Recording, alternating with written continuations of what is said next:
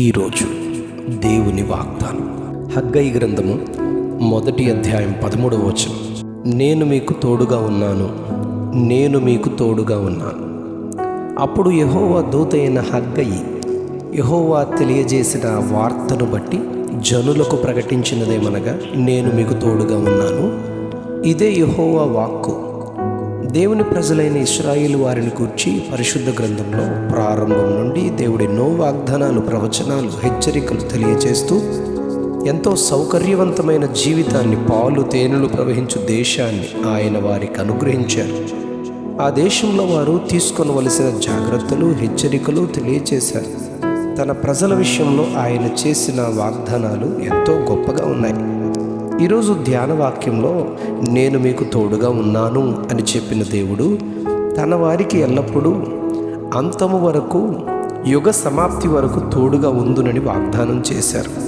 మత్తయి సువార్త 28వ అధ్యాయం 20వ వచనంలో, ఇదిగో యుగ సమాప్తి వరకు సదాకాలం మీతో కూడా ఉన్నానని శిష్యులతో ప్రభువు చెప్పారు. అవును, ఆయన వారితో ఉండి ఎన్నో సూచక క్రియలు జరిగించినట్లు మనం మార్కు సువార్త 16వ అధ్యాయం 20వ వచనంలో, వారు బయలుదేరి వాక్యమంతటా ప్రకటించిరి, ప్రభు వారికి సహకారుడై ఉండి వెనువెంట జరుగుచు వచ్చిన సూచక క్రియల వలన వాక్యమును స్థిరపరచుచుండెను అని చెప్పబడింది. 46వ కీర్తన 11వ వచనంలో, సైన్యములకు అధిపతియగు యెహోవా మనకు తోడై ఉన్నాడు, యాకోబు యొక్క దేవుడు మనకు ఆశ్రయమై ఉన్నాడు అని దావీదు తన దేవుని తోడును గూర్చి సాక్ష్యమిస్తాడు. ఇర్మియా గ్రంథం 30వ అధ్యాయం 11వ వచనంలో, నిన్ను రక్షించుటకు నేను నీకు తోడై ఉన్నాను అని దేవుడు తన ప్రజలను చెరగొరిన స్థలములో నుండి విడిపించడానికి ఆయన వాగ్దానం చేస్తూ, ఇర్మియా గ్రంథం 15వ అధ్యాయం 20వ వచనంలో, నిన్ను రక్షించుటకు, నిన్ను విడిపించుటకు నేను నీకు తోడయుందును గనుక వారు నీ మీద యుద్ధము చేతురు గాని నిన్ను జయింపకయుందురని ఆయన ధైర్యపరుస్తారు.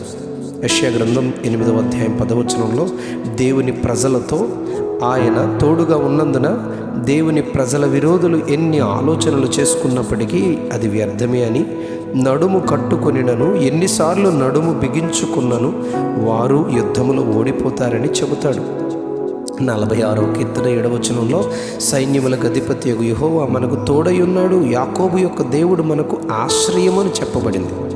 2వ దినవృత్తాంతాలు 32వ అధ్యాయం 8వ వచనంలో, మాంస సంబంధమైన బాహువే అష్షూరు రాజైన సన్హెరీబునకు అండ, మనకు సహాయము చేయుటకు, మన యుద్ధములు చేయుటకు మన దేవుడైన యెహోవా మనకు తోడుగా ఉన్నాడని యోధారాజైన హిజ్కియా తన దేవుని యొక్క వాగ్దానాన్ని తన ప్రజలందరికీ ఎంతో విశ్వాసంతో, నమ్మికతో, ధైర్యంగా సాక్ష్యమిస్తాడు. ప్రజలు కూడా ఈ మాటల యందు నమ్మిక ఉంచారు, విజయాన్ని అష్షూరు రాజు పైన పొందారు అని 2వ దినవృత్తాంతాలు 20వ అధ్యాయం 17వ వచనంలో, ఈ యుద్ధంలో మీరు పోట్లాడవలసిన పని లేదు, మీరు యుద్ధ పంక్తులు తీర్చి నిలబడండి, మీతో కూడానున్న యెహోవా దయచేయు రక్షణ మీరు చూస్తారు, భయపడకండి, జడియకండి, రేపు వారి మీదకి వెళ్ళండి, యెహోవా మీతో కూడా ఉండును అని దేవుడు యెహోషాపాతు రాజుతో కూడా చెబుతాడు.